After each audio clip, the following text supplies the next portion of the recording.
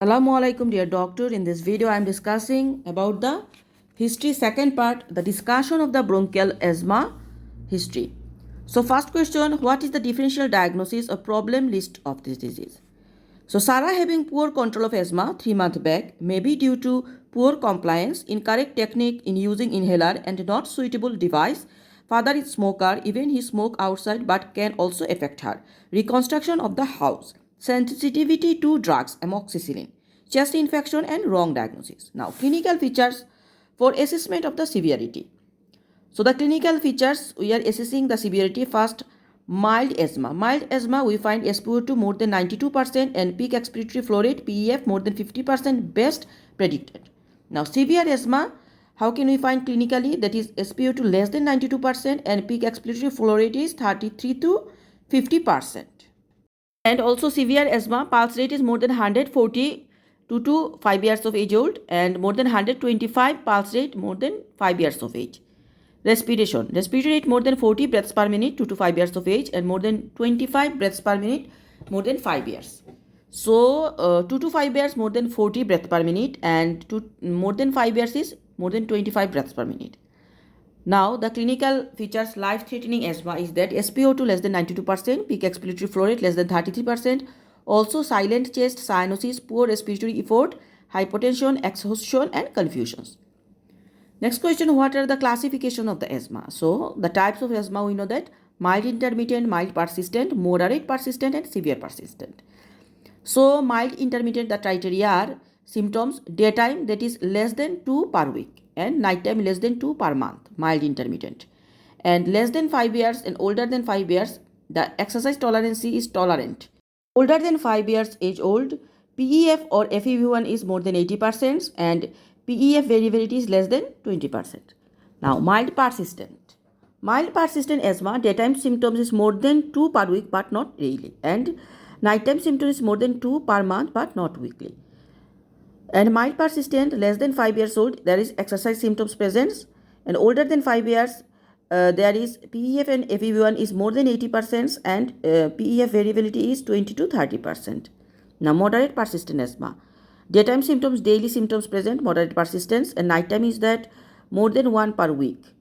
And exercise tolerance less than 5 years, moderate persistent, frequent exercise symptoms presence. In older than 5 years, mild persistent, there is PEF or FEV1 is 60 to 80% and PEF variability in older than 5 years, mild persistent, moderate persistent is more than 30%. Now severe persistent asthma. There is symptoms, daytime is continual throughout the day symptoms and nighttime symptoms is that frequent night symptoms present, severe persistence. Where in exercise tolerance less than 5 years, exercise severely limited in severe persistent. And older than 5 years, PEF or V1 is less than 60% and PEF variability is older than 5 years, more than 30%. Number 1, they are telling intermittent asthma. Asthma is considered intermittent if without treatment any of the following are true.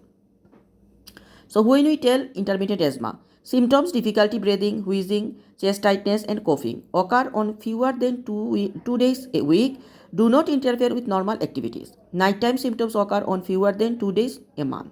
Lung function test spirometry and peak expiratory flow PEF are normal.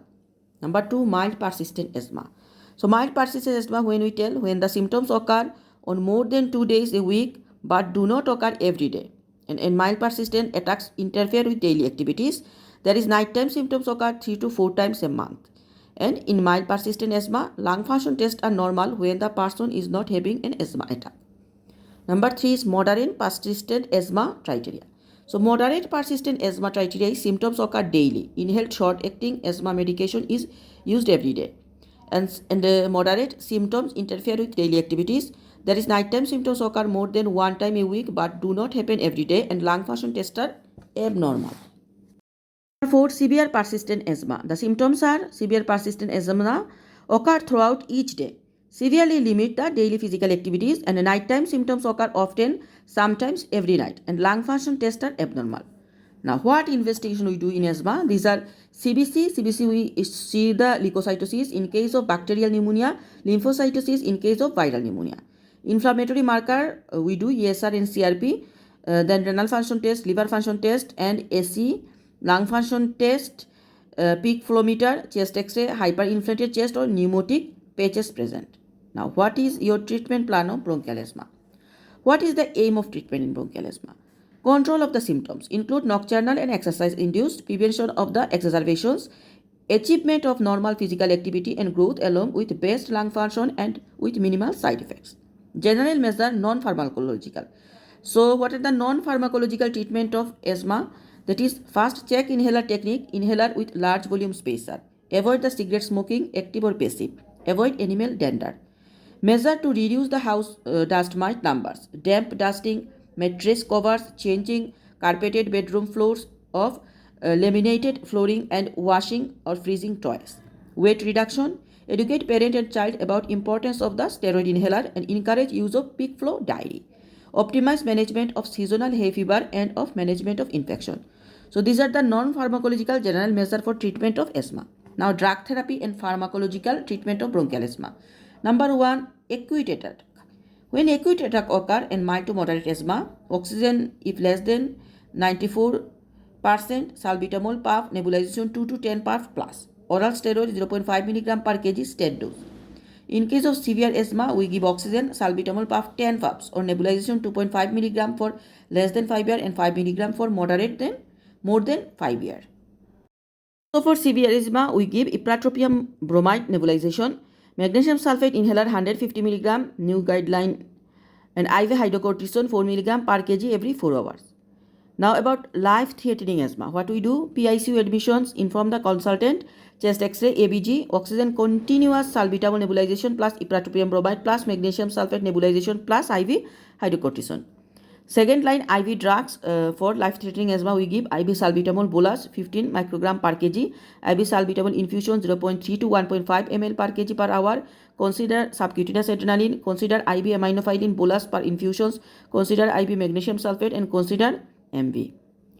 Now number 2, long-term treatment, 5 to 12 years, new guidelines. Step 1, mild intermediate asthma, we give inhaled start, that is short-acting beta-2 agonist required. Now step 2 is required preventor therapy. Step 1 plus, so step 1 we know that short-acting beta agonist plus add inhaled prophylactic steroid, very low dose, 200 microgram per day. Indication used when using inhaled beta-2 agonist 3 times per week or more, used of oral steroid in last 2 years. Now step 3. Step 3 is that initial add on the therapy. So first 1 plus 2 step we give. Then we also include the very low inhaled steroid plus long-acting beta-2 agonist LAVA, example salmeterol. Now step 4. What step 4 we give? Additional add on the therapies, assessing the LAVA. So long-acting beta agonist already we give in the step 3. Then if no response of the long-acting beta agonist, then stop the LAVA and increase to low dose of inhaled corticosteroid, that is 400 microgram per day. If inadequate response to LAVA, continue LAVA plus increase the inhaled steroid to low dose. If still inadequate response to in spite of LAVA and low dose inhaled corticosteroid, continue both and add other therapy like LTRA, that is nicotine receptor antagonist. Now step 5. So step 5, persistent poor control, high dose therapy, that is first check the inhaler technique, check management, increase in the dose of inhaled steroid up to 800 microgram per day, medium dose. Addition of fourth drug, theophylline, and refer patient for specialist care. Now step 6. Step 6, we give continuous or frequent use of oral steroid, medium dose inhaled steroid plus oral steroid. Consider other treatment to minimize use of steroids. 2, respiratory pediatrician. Number 3, long-term management, younger than 5 years old. So younger than 5 years and long-term management is that step 1, mild intermediate asthma, inhaled short-acting beta-2 agonist required. So we start by short-acting beta-2 agonist, less than 5 years. Then step 2, preventor therapy more than 2 times per week. Step 1 plus add the inhaled prophylactic steroid 200 microgram per day, used when using inhaled beta-2 agonist 3 times week or more. Now step 3, add on the therapy. So first one we give the short-acting beta-2 agonist. Second step we add with the short-acting beta-2 agonist, that is inhaled prophylactic steroid. Now step 3, both step 1, step 2 plus very low dose inhaled steroid we add plus nicotine antagonist, example Montelukast singular. Now step 4 is persistent poor control, refer to respiratory pediatrician. Number 4, new management. New management is that IV magnesium sulfate in moderate or severe asthma. Monoclonal anti-immunoglobulin E, that is omalizumab antibody, bind immunoglobulin E, so reducing circulation of immunoglobulin E, reduce the sensitivity to inhaled or ingested allergens in moderate to severe for more than 6 years. Indications is impaired lung function test while patient on high dose therapy, that is the ICS, LAVA, LTRA, frequent asthma attack, given every 2 to 4 weeks subcutaneous depending on patient IgE level. What types of delivery devices? So the devices are metered dose aerosol inhaler plus spacer devices, that is volumetric per baby younger than 4 years age. Then metered dose aerosol inhaler plus mouthpiece, that is 4 to 6 years of age. Metered dose dry powder, that is discaler, turbohaler, then ecohaler above 6 to 8 years age. Self actuating aerosol, that is autohaler or easy breath, child above 6 years of age. Now what types of inhaler? Inhalers are number 1 aerosol inhaler, that is metered dose manual activated or metered dose autohaler breath activator. Number 2 powder inhaler, that is turbohaler and ecohaler. Next, choice of inhaler device. So choice is that children 2 to 4 years age, first line is MDI plus metered dose inhaler plus spacer with face mask. And second line is nebulizer with face mask. Now, choice of inhaler device age more than 4 year to 6 year. 4 to 6 year we give metered dose inhaler plus spacer with mouthpiece. And second line is that 4 to 6 year metered dose inhaler with spaced plus face mask. And more than 6 year or 6 year is that we give, first line is that metered dose inhaler plus spacer with mouthpiece or dry powder inhaler. And second line is that MDI, that is metered dose inhaler with spacer plus face mask. To transition to a spacer with mouthpiece, children must be able to form a shield around the mouthpiece and breathe, though their mouths. MDI with spacer is as effective as a nebulizer. Children must have enough inspiratory force to use a dry powder inhaler. So look the images, they are showing different parts of the inhaler. It is inhaler parts are inhaler adapter, flow signal, whistle on some models. There is a body, valve, mouthpiece and cap. And the play system is that mask, spacer, opening, there is a cap, mouth place and inhaler. So this is all about the discussion of the bronchial asthma. Thank you.